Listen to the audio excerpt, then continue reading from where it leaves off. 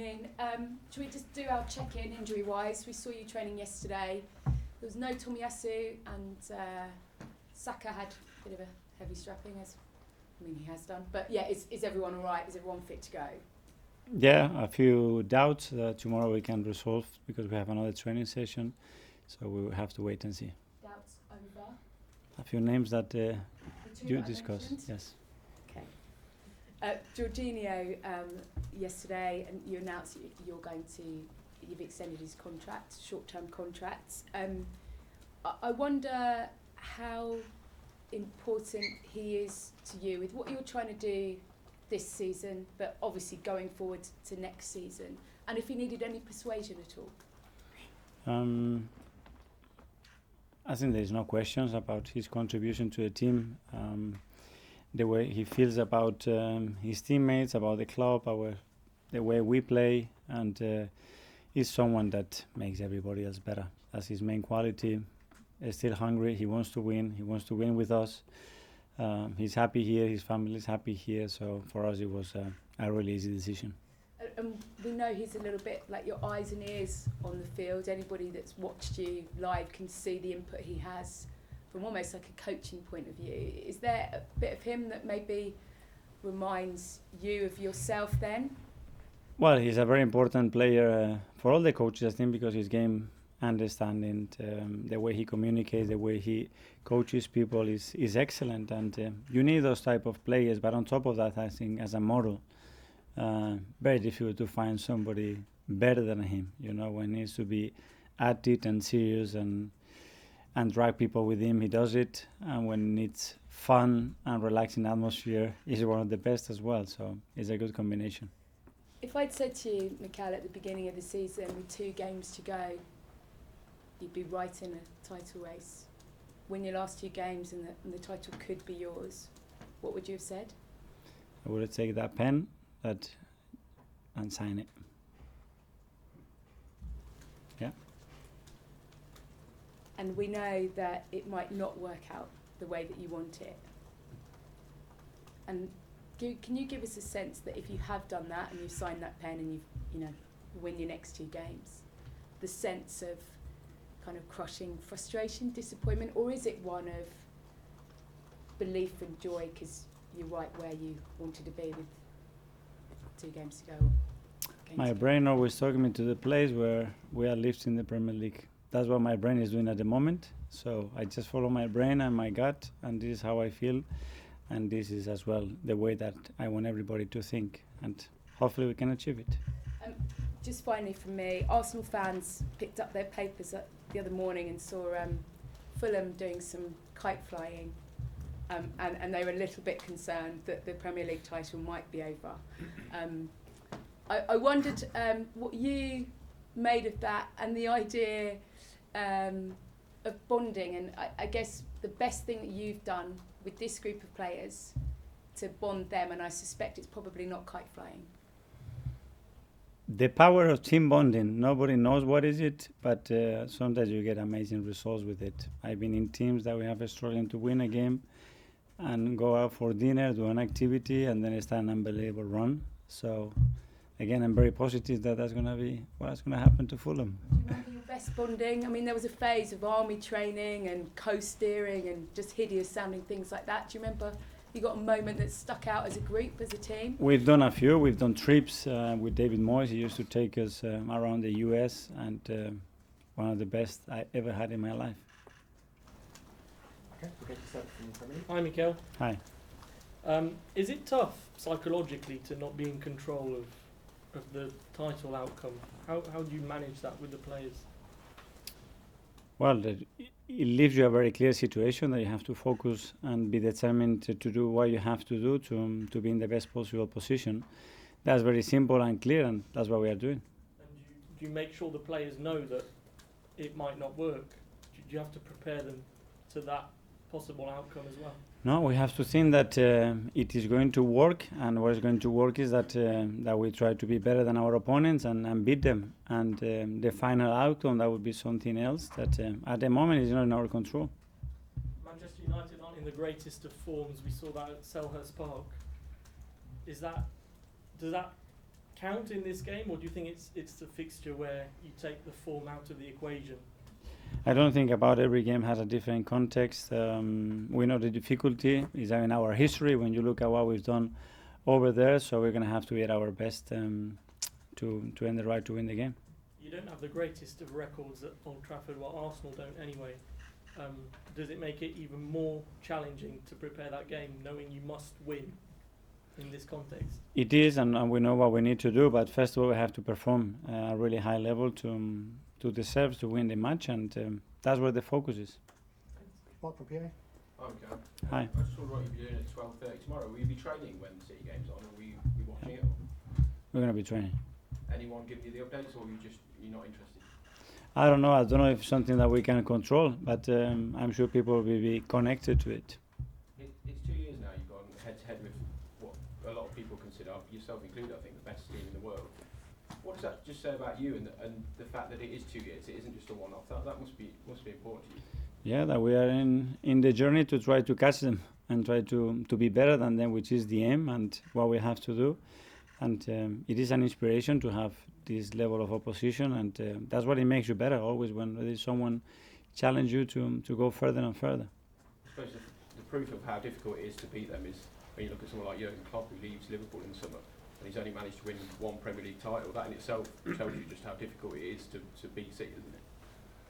Yeah, and obviously the history of City, so before that as well, they were winning trophies, and they're winning Premier League, and they've been in an unbelievable journey in the last 10-15 years. But we want to change that. We're trying to do everything that we can to improve and get better and better. Kai from Brandon. Hi, Mikel. Hi. You spoke a lot about going to Anfield and it being like a washing machine and the difficulty of the atmosphere there. I just wonder if you hold Old Trafford on a similar path. Well, it is different, but yeah, obviously the difficulty is there, the quality of the opposition, the quality of the individuals, the manager. It brings a lot of challenges. So, as I said, we've been in very difficult scenarios this season. We've done very well, and hopefully we can do the same on Sunday. Do you have any personal memories of sort of difficult times you've had at Old Trafford? Because obviously you weren't able to win there as a player, but maybe as a manager you'll be able to. I don't know. I think now we are preparing the game and try to visualize the game that we're going to have to play on Sunday, and we put ourselves in a really positive context. That's what we try to do. I know you don't want to look too much in the past, but the reverse fixture obviously carries some fantastic memories. I just wondered what your memories of the dramatic late win earlier in the season. Yeah, it was a game with a lot of alternatives. Difficult one. There were small margins because they had a huge moment when the goal was disallowed. It was a 1-2. And then we turned the game around and scored 2 very good goals. So that tells you the difficulty, the quality of them, and what we're going to have to do to beat them. Eric Ten Hag brought that up quite a few times, the fine margins that could have turned the game in a different way. Do you sympathise with him sort of constantly bringing it up and saying, this is how things could have changed, or do you almost find it a bit? Yeah, for sure, because at this level, that's the reality. The margins are so small, and momentum shifts in relation to an action sometimes in the game, sometimes in a season, because you need that momentum to something click and then start an unbelievable run. So, of course I do. John from BBC. Hi, Mikel. Hi. I've just been speaking to Jorginho. You've spoken about him already, but signing his new contract, how important is that? Not so much as a player on the pitch, but his influence he can have off the pitch and his character.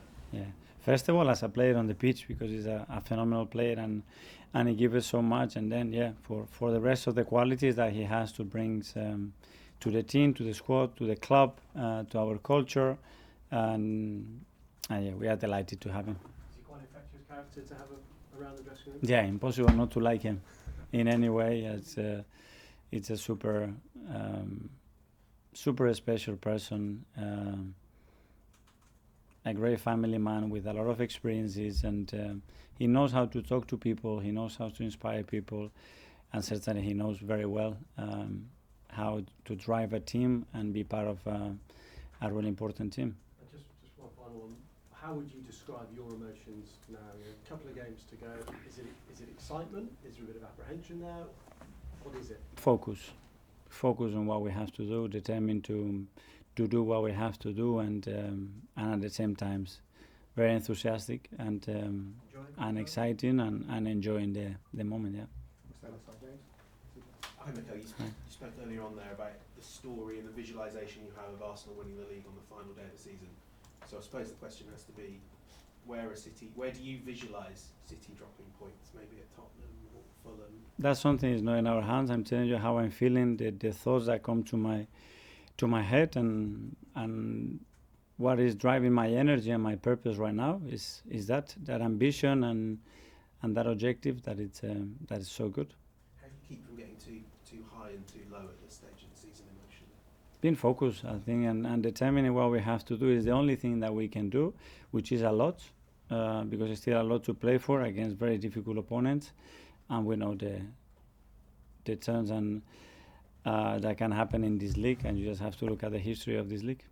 Last couple in the live, Issa. Hi Mikel. Hi. Last April, of course, Arsenal fell away in the title race. This time round, you've made it to the end, well, nearly to the end, and you bang in contention. In terms of, for example, Paul Merson recently said he compared Man City to a prime Mike Tyson. Do you feel like that in some ways, that no matter how good you are, what you do with City, because they're such a juggernaut, there's that step that you might not be able to make because they're such a supreme force?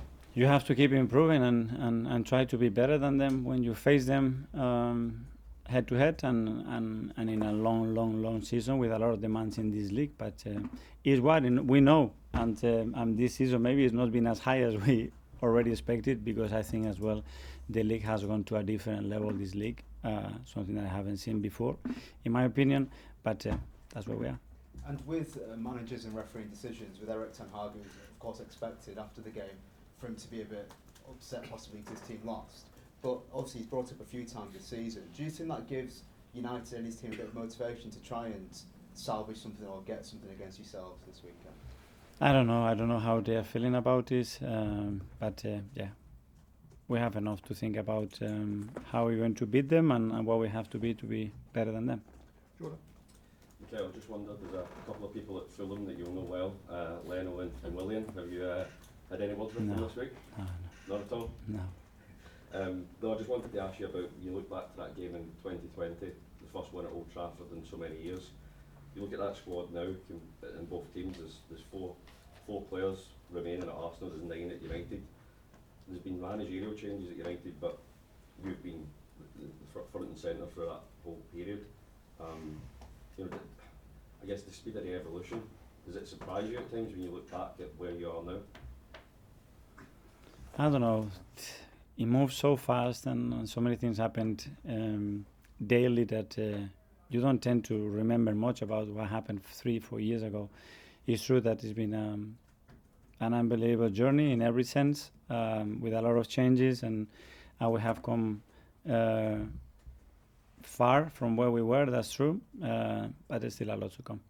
Because before a lot of these big games, you've seen you use these psychological tools, whether it's playing music or it's a light bulb. It feels like now the record's so good against top 6 teams. Do you feel that the players almost can lead that now? You don't feel that you have to psych them up for the game?